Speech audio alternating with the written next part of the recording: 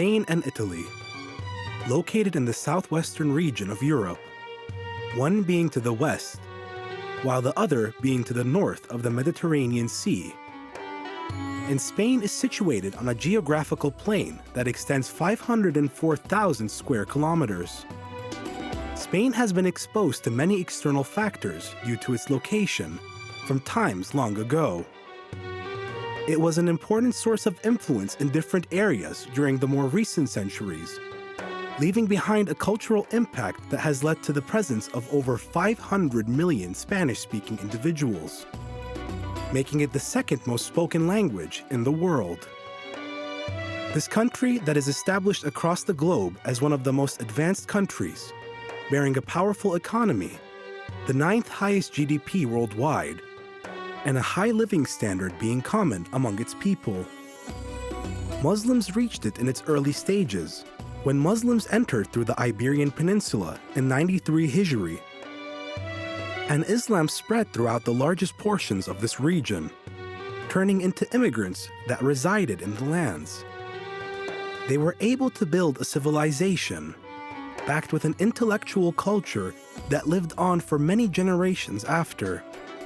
Today, Spain is the home of quite a number of Muslims, nearing 2 million in number, with that number on the rise due to the increase of immigrants coming into Spain from other countries, such as Morocco and other African countries as well. Many Islamic movements and institutions have been founded in Spain to guide and manage the affairs of Muslims within the nation. Our tour today also takes us to Italy, the country that resides on two of the largest islands of the Mediterranean Sea, Sardinia and Sicily. To the north, it shares borders with France, Switzerland, and Austria. Within its borders, two independent states can be found, the Vatican and San Marino.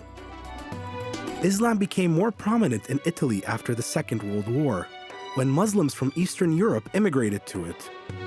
In addition to being a destination for workers and students, and despite the limited amount of mosques in Italy, the number of Muslims are relatively high. They are guided by tens of different Islamic councils and organizations that are present across its 20 provinces.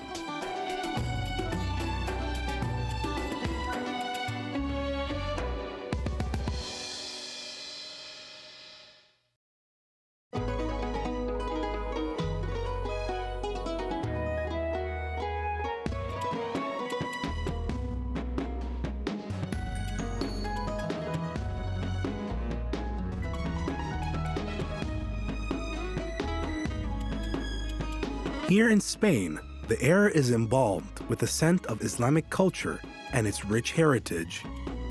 Here where Muslims have roamed for over 8 centuries, after which they left their traces charmingly engraved in its walls, and put pulses in hearts where their echoes still heard in the lives of its Muslims today. The holy month of Ramadan comes to this geographical spot as a long-awaited guest by the Muslims of Italy and Spain. Although the newly migrants of them miss its lovely atmosphere they used to feel at home, however, everyone tries their best to relive the atmosphere of the holy month and its spiritual presence that's filled with goodness and piety.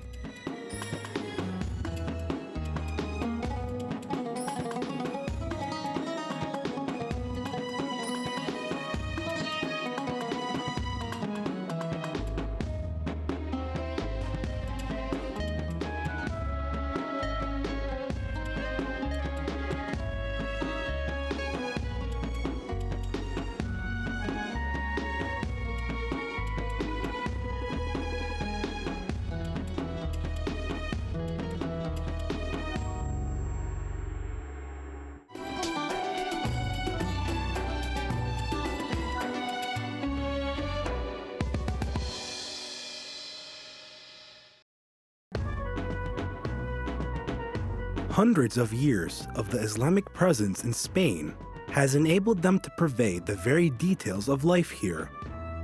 The local community has been accustomed to Muslims' traditions and rituals, and even shares some with them during many different instances. as the colonies were able to play a significant role in introducing the essence of Islam and the values it cherishes of forgiveness, love, and brotherhood, which are truly demonstrated during the holy month of Ramadan. In Italy, on the other hand, which has diverse ethnic and minority groups, the local communities preserve its cohesion and homogeneity. Muslims try preparing for the holy month as far as much as possible, so shops and stores, which provide the indispensable needs in halal meat, become filled with a variety of food necessities, such as dates and desserts, brought especially for this holy month. Some stores, though infrequently, are decorated with Ramadan lanterns, which they sell to bring joy and happiness to people's lives. Whereas specialized restaurants prepare to offer traditional food belonging to different countries that blend well with the culture of the nation of Italy. It's not very different at Muslims' homes. From preparing the food items needed at the Ramadan table to preparing different meals in advance in a way that fits the long working hours. Preparations also include renovating mosques, cleaning them, and equipping the courtyards and halls that are transformed to designated areas of worship and praying. The Islamic cultural associations in Italy and Spain work to the utmost of their capabilities to organize and arrange Ramadan activity programs in advance, while the greatest mosques print daily calendars associated with prayer timings and the times of the Fajr and Maghrib Azan to make life easier for Muslims in both countries. Their managements communicate with imams and reciters, many of whom travel from various countries to brighten Ramadan days in particular. One of those centers is the Islamic Cultural Center in Madrid, with a unique Islamic frontage corresponding to the Granada Moorish style. And it's one of the largest Islamic centers in Europe, with it covering an area of 18,000 square meters, that has a mosque with room for over 1,000 worshippers and offers numerous services to Muslims who attend it from all over Spain, as well as participating in building communication bridges during Ramadan through a program by the name of the Ramadan Tent, where it presents special exhibits regarding the Islamic culture in general and introducing Ramadan customs and rituals in particular. At the same time, the Great Mosque in Italy, the Mosque of Rome, presents one of the most important cultural and religious landmarks in the country. It contains a massive hall for prayer with room for 5,000 worshippers. It has a great mixture of Eastern and Western architecture in a breathtaking combination. Hundreds of people attend it every day during the holy month of Ramadan to practice various types of religious rituals, enjoying its charm and beautiful ornaments.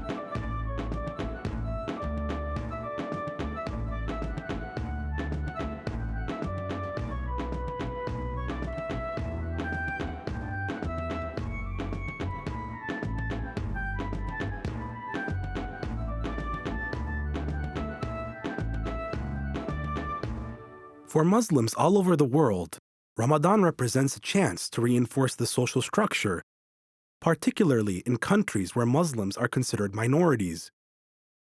The holy month of Ramadan comes to spread love among families and friends, and to reinforce its cohesion and relations, despite the long working and fasting hours in Italy and Spain that force many of them to have breakfast within working hours. As the time of the Maghrib Azan approaches, some immerse themselves in reading verses of the Holy Quran, and then have a group iftar at home in the company of friends and attending relatives, and even individuals who may be strangers who join them on the group iftar table, and consequently, Muslims become closer to one another and become familiar with the different cultures of the new arrivals, such as students, visitors, and residents, particularly regarding the different types of food they have. So they exchange those tastes and flavors with the different social classes present, although the character of the Italian and Spanish food is still present. However, many of those feasts are overwhelmed with traditional dishes like soup, meat, and rice in all its different types of preparations, as well as seafood dishes and Western and Eastern desserts, such as kunafa, katayif, and kamar ad-din, which is dried apricot paste. But everyone prefers to break their fasting with dates and milk.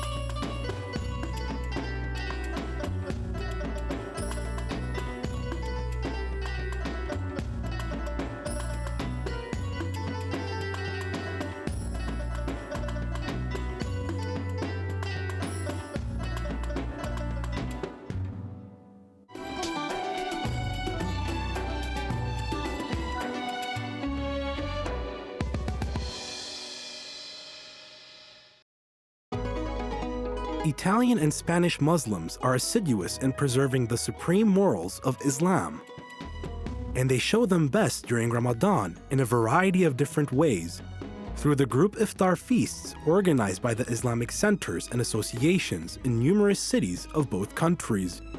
These feasts are well arranged ahead of the holy month by preparing suitable places and furnishing them with the appropriate furniture, utensils, and necessary food items. The attendees of these centers participate voluntarily in preparing meals every day, while many Muslims rush to make food dishes at homes that are transferred to the association's offices for everyone to share.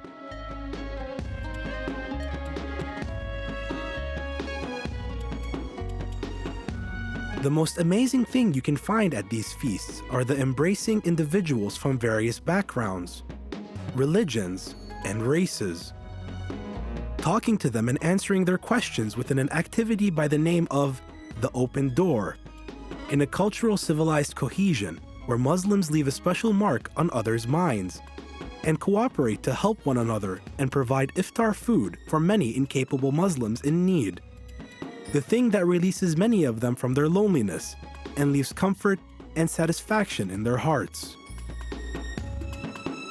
Good deeds do not stop there.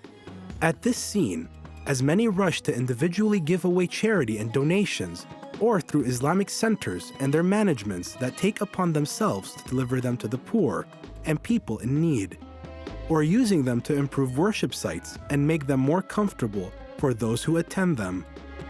So everyone lives by the morals of the Honorable Prophet, peace and blessings of Allah be upon him, and complies with the Allah Almighty's saying about the importance of charity and caring for the poor and those in need. In the name of Allah, the most gracious and the most merciful.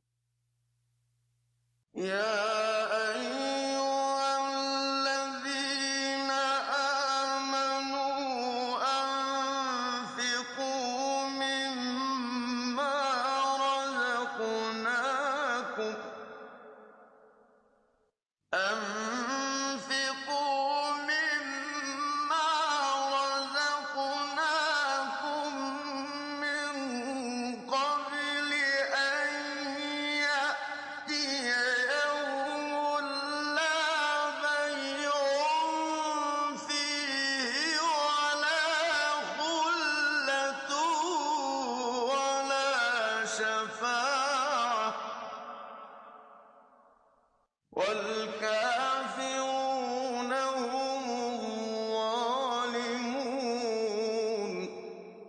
true are the words of the Almighty Allah.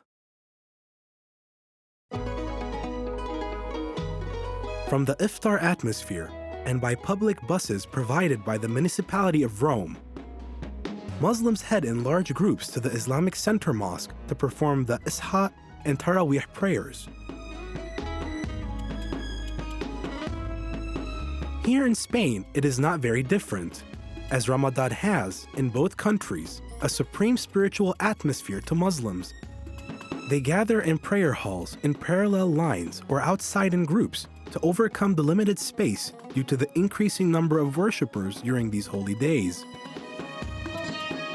These locations are overwhelmed with the presence of a sense of humility and obedience, where everyone, wherever they come from, stands united with one religion and one prayer that they raise to the heavens above, confessing the oneness of the Creator, the Almighty, with the humbled hearts and pure faith.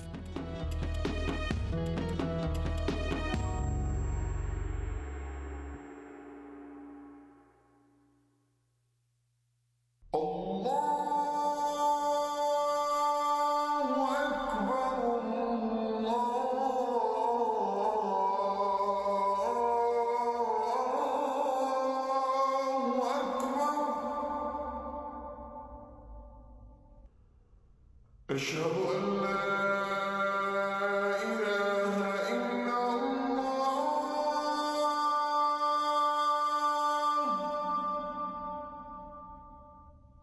أشهد أن لا إله إلا الله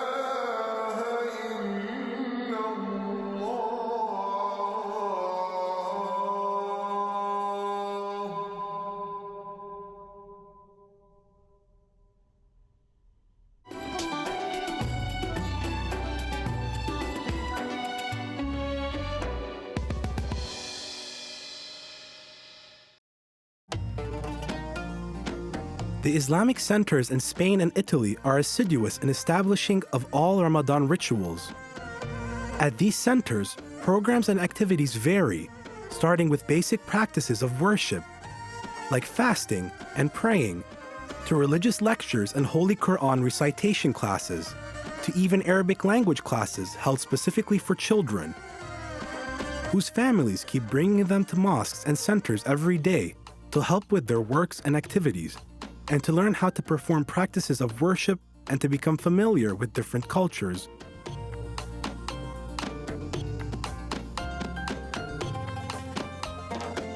With the last 10 days approaching, everyone races to achieve a higher regard and a bigger reward. Therefore, good deeds become more common, and people practice religious rituals and worship much more. And Islamic centers and mosques celebrate the Night of Decree, or Laylatul Qadr, which they get ready for with special preparations, as they commemorate it on odd nights by inviting great imams and reciters to pray the night prayer beside the believers and pray the Fajr prayer, and spend time in between with fabulous recitations and devoted intentions. Most Muslims spend their night sharing iftar supper and practice of worship until dawn, hoping to benefit from this night's blessings and its majestic regard and status. At this time of Ramadan day, the scene inside of mosques become more beautiful and spiritual, where believers gather in Quran recitation sessions to recite parts of the Holy Quran in various readings, as well as performing the Tahajjud night prayer, the sound of prayers and invocations, as they pray to God the Almighty, standing before Him with sincere intentions and pure hearts, are well heard. The high spirituality is complemented with Muslims paying Zakat al-Fitr, or breakfast alms, which is given to the poor and needy people, to purify the spirit and money, as a good conclusion of the good deeds throughout Ramadan, and an extra joy that fills the souls with happiness of giving away, hoping to earn great rewards, and preparing for the happy Eid.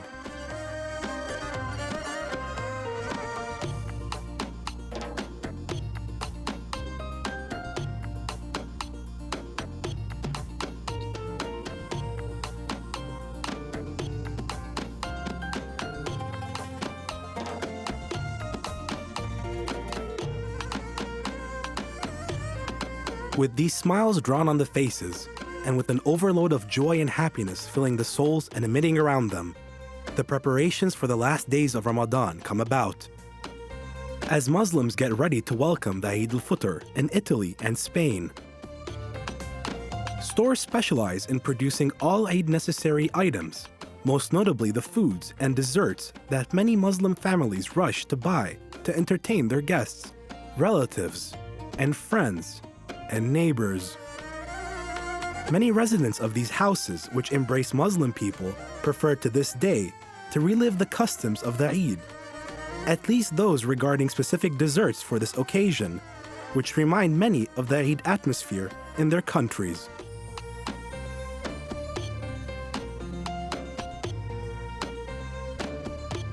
Our journey through Italy and Spain has come to an end. We meet tomorrow to get to know the customs and traditions of another society here on Ramadan in the Islamic world.